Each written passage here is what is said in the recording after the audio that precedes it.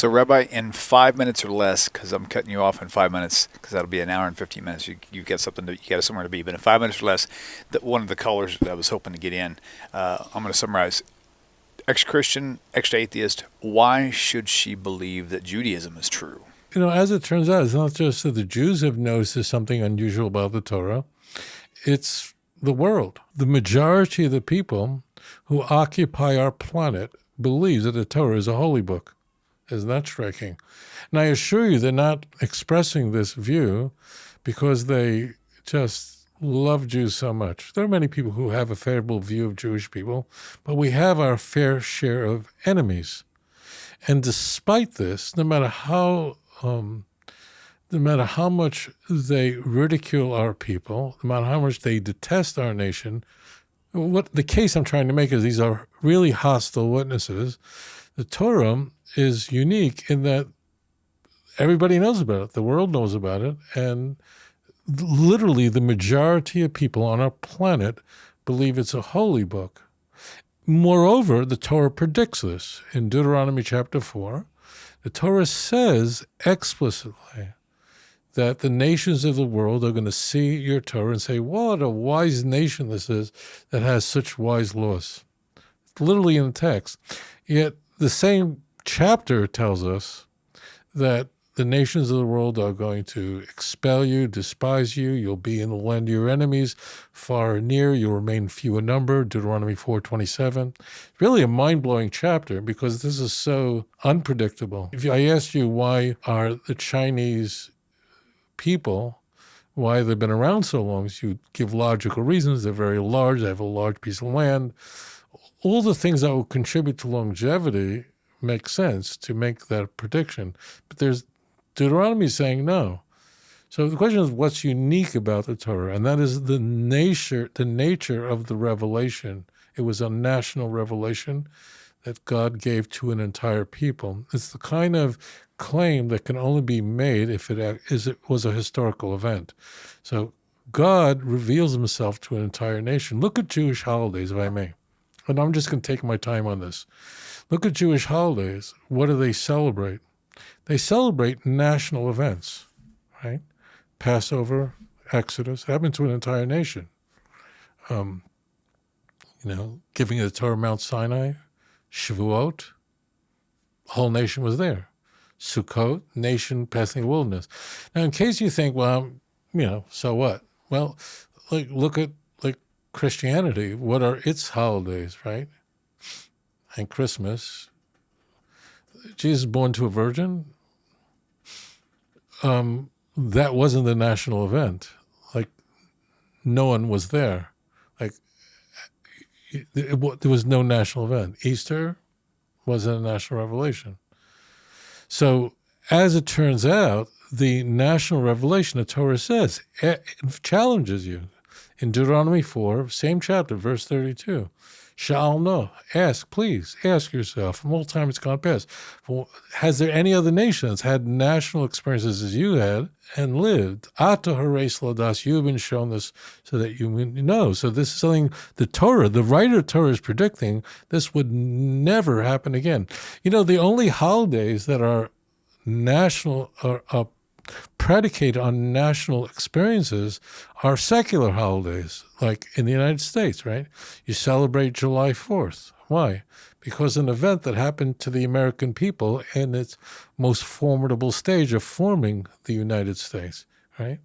You think about the holidays that are celebrated, May Day, whatever it is, whatever you think of countries and their holidays. So their holidays, Indonesia celebrated its independence. It happened to the Indonesian people following World War II, right? So that's why, because the Torah occurred to an entire nation. And in fact, there are miracles that occurred to individuals in Tanakh. There are such miracles. We don't have a holiday about them. So there are many encounters that Jacob had with an angel, Genesis 32. I have a holiday based on that. Genesis 18, 3 angels show up at Abraham's tent. There's no holiday. Why? It's not a national revelation. Got it? This is so sweet. This is so high. And why? Hashem loves you. You're his daughter. He wants to be close to you, so he speaks to the entire nation. Once the nation understood that God is speaking, so then Moshe Rabbeinu, a blessed memory, who the nation interact with and regard him in the highest. The nation loved Moshe, Vayiminu b'Hashem Moshe Avdo, so deeply that it almost became dangerous where they thought, Moses is gone, we need to have somebody else. It's the national revelation, and the Torah predicts that something like this would never happen again. So there are many other religions, and their prophets made claims, and you either believe them or don't believe them. You're welcome to, or not, but it's just you believe them. But the national revelation is something completely unique, unprecedented in history.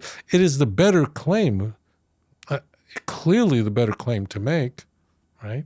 It's more credible. So why haven't other religions made use of this? The answer is they can't. Because you can't. I could tell you that a miracle happened to me today. You might believe me, but I can't convince you that that miracle happened to you as well, because you're there, and you, if it didn't happen, you would immediately know it isn't true. So the book is given to a people who know precisely about what has occurred to them. And in fact, just to end this off, in Deuteronomy 32, the Torah says, look, if you have questions, you want to know more about what happened, ask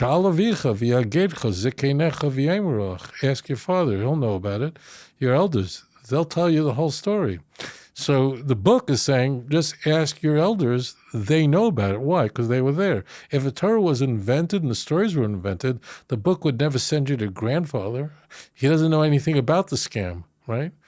And that's why you don't have a similar passage like that in the Christian Bible. That's why the Torah is utterly, completely unique. One other point it should be said, and that is in Judaism, the gold standard of evidence is the prediction. It's the same thing you find in the sciences, that ultimately when the Torah makes predictions about history, and those predictions are validated through history, just like Einstein in the early 20th century made predictions about observations in the universe and about gravitational pull, and it took time for people to grab a telescope and go to some odd place to observe an eclipse and to notice that what Einstein had predicted, actually they were able to observe. So that's the gold standard of Judaism, and that is what happens to the nation, an eternal nation that goes into exile, suffers, but ultimately God preserves. Anyways, thank you